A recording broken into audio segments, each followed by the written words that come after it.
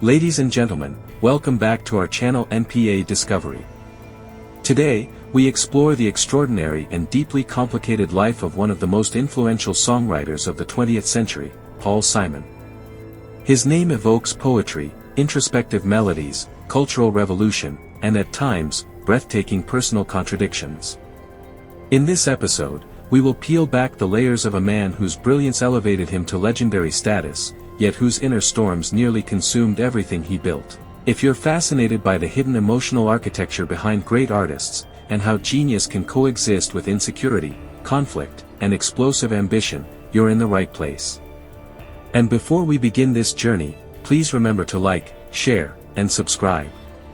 Your support gives us the motivation to bring you more powerful stories that go beyond the headlines. Now let's begin with a difficult truth. The title of today's video names both greatness and chaos, two forces that defined Paul Simon's life in equal measure. And I do believe the title is justified. Paul Simon was indeed a genius, but he was also a man perpetually wrestling his own shadow. The deeper we look, the more we find a paradox, a musician who could articulate the human condition better than almost anyone, yet who could barely navigate his own relationships without creating fractures. This contradiction is what makes his story not only worth telling but deeply instructive. Because in Paul Simon, we see the universal struggle between ambition and vulnerability, talent and insecurity, fame and isolation. Let us now step into the story, one that began long before the bright lights of fame, on a quiet autumn day in 1941. A child born with a sigh, not a cry. Paul Simon entered the world on October 13, 1941, in a way that almost seemed symbolic, without the triumphant wail most infants deliver, but with something closer to a quiet exhale. Maybe it's myth, maybe it's family lore, but what matters is this: from the very beginning, people sensed something weighty in him, a contemplative soul far older than his years. Growing up in Queens, Simon was surrounded by two forces that shaped him profoundly: tradition and tenacity. His mother rooted the family in Jewish cultural identity, while his father, an educator and musician, offered him a doorway into a world where sound could transform into emotion. But it was not music that first seized Paul Simon's heart. It was baseball. This is where we meet the young Paul, small, wiry, fiercely determined, and unwilling to be underestimated. Anyone who has ever been the shortest kid on the field understands this instinct. You learn to fight for your space, not physically, but through sheer persistence. That scrappiness later became a defining feature of his personality, especially in the music industry, where survival requires a mix of charm and combat. One former classmate once recalled that Simon carried himself like someone who already felt misunderstood. Whether he truly was or simply believed he was, the effect was the same. Paul Simon grew up with a sense of distance, a feeling that he was watching life rather than fully participating in it. This emotional detachment later became a hallmark of his songwriting. When we listen to tracks like "I Am a Rock" or "The Sound of Silence," the emotional fingerprints of that childhood are unmistakable. This is an important point because artists rarely emerge by accident. They are built, piece by piece, by the world around them. And in Simon's case, the world gave him a mix of tenderness and tension, encouragement and instability. The road to Columbia Records and another collapse. By the early 1960s, Simon had become a prolific songwriter, recording under various pseudonyms while collaborating intermittently with Garfunkel. Then, in 1964, the golden opportunity arrived. Clive Davis signed them to Columbia Records, and for the first time, they would use their real names, Simon and Garfunkel. Their debut album, Wednesday Morning, 3 a.m., was expected to make an impact. Instead, it fell flat. This was a period when failure felt personal to Simon. He internalized rejection not as a temporary career setback but as a threat to his identity. Rather than stay and fight, he fled, to England, to new musical influences, and to a different version of himself. Simon's escape to London marked the beginning of an evolution. He immersed himself in the folk clubs of the British underground, absorbing new guitar techniques, humor-infused performance styles, and a wider musical vocabulary. For the first time, he was not performing in the shadow of Garfunkel. He was becoming his own artist. Yet his ambition alienated many in the London folk scene. British musicians remembered Simon as intense, unusually driven, and sometimes socially abrasive. These traits, however, were also the qualities that later made him exceptional. Greatness rarely looks like ease, more often, it resembles obsession. It was in this unlikely setting that Paul Simon experienced one of the most meaningful romantic relationships of his life, with a young Welsh woman named Cathy Chitty.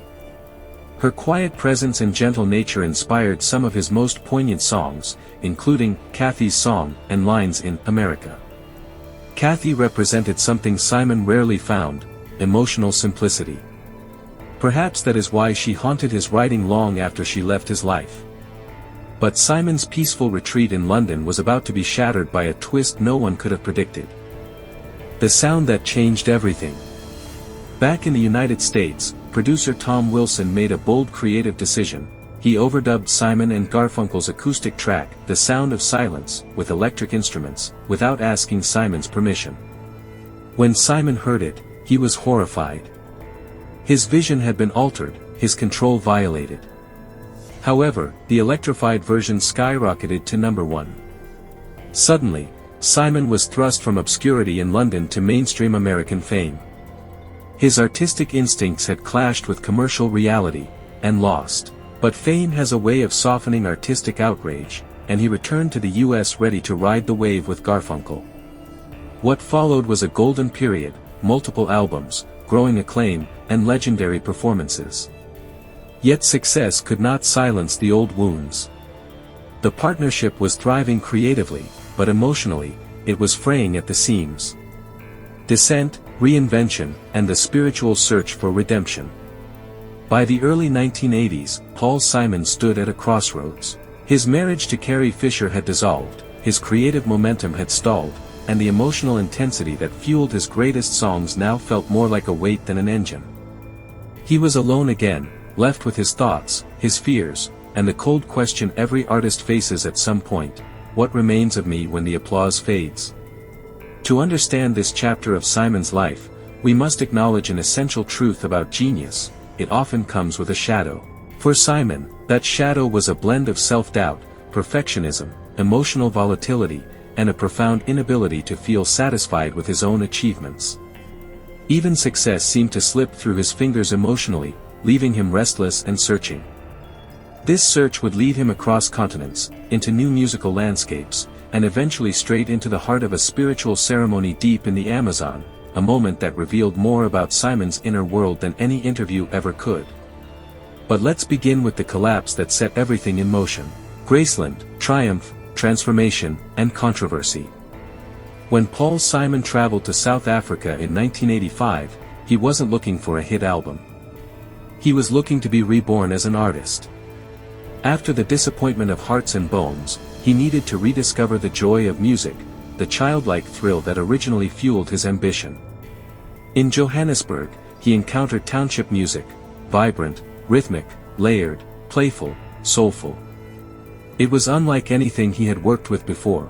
He found himself sitting with local musicians for hours, clapping rhythms, testing guitar patterns, laughing, experimenting, collaborating freely without pressure. For the first time in years, Simon felt alive. The resulting album, Graceland, released in 1986, became the defining work of his solo career. The fusion of American folk rock with South African mbaqanga and isicathemia was groundbreaking. Songs like Diamonds on the Soles of Her Shoes, You Can Call Me Al, and the title track became cultural touchstones. But the triumph came with a storm. Simon had broken the UN cultural boycott against apartheid-era South Africa by recording with local musicians. Critics accused him of violating international agreements meant to pressure the South African government. Some accused him of exploitation, cultural theft, or political irresponsibility. Others argued that he amplified South African music to the world, giving artists like Ladysmith Black Mambazo global visibility. The musicians themselves expressed gratitude for the collaboration, noting that it brought dignity and exposure to their work. Simon defended himself repeatedly, saying his intention was musical, not political. The debate continues to this day. This controversy underscores something fundamental about Simon's personality: he follows his artistic instincts even when they clash with political or social expectations. He is both bold and impulsive, both courageous and blind to consequences. Graceland was his resurrection, but it also added to the long list of burned bridges trailing behind him. A new love, a new life, enter Edie Brickell. By the late 1980s, Paul Simon seemed calmer, steadier, and more reflective. He met singer-songwriter Edie Brickell in 1988 when her band, New Bohemians, performed on Saturday Night Live. Brickell later said she forgot her lyrics during the performance because she was so captivated by Simon watching from backstage. Brickell was quirky, warm, spontaneous, and significantly younger than Simon. Her presence softened him. She didn't challenge him with chaos like Fisher, she disarmed him with sincerity. They married in 1992. He was 50. She was 27. Their home became a blend of artistic creativity and familial joy. They had 3 children, and friends said that Simon appeared, for the first time in decades, comfortable in his own skin. The turbulence that had defined his earlier relationships seemed absent, replaced by something resembling emotional stability. Yet even in happiness, Simon remained Simon, introspective, contemplative, sensitive to criticism, driven by control. Old habits of emotional defensiveness lingered beneath the surface. Psychologists often note that personality traits don't disappear with age, they simply settle. And sometimes, under stress, they resurface with renewed force. For Simon, that resurfacing arrived a decade later. The early signs of trouble. Throughout the 2000s and early 2010s, Simon continued creating, exploring, and performing. He was inducted into the Rock and Roll Hall of Fame again, this time for his solo work, though the audience reaction was lukewarm. Many speculated that the Graceland controversy, lingering resentments, and his complex reputation had followed him. When he addressed his estranged partner, Art Garfunkel, Simon jokingly said, "No rush," regarding the possibility of reconciliation. It was humor mixed with bitterness, the trademark tone of someone who has been both hurt and hurting. Meanwhile, at home, cracks were forming. Small disagreements escalated more easily. Brickell reportedly said Simon struggled with criticism, no matter how gently it was delivered. His emotional tendencies, withdrawal, defensiveness, sudden intensity, began to create tension. These kinds of marital struggles are common, especially when one partner carries lifelong anxiety and tightly wound emotional wiring. Fame does not shield anyone from the ordinary struggles of intimacy, it magnifies them. Still, no one expected what happened next. By 2014, Paul Simon had entered his 70s. He and Brickell maintained a quiet life in Connecticut, raising their children in a serene, wooded environment far removed from the chaos of Simon's youth.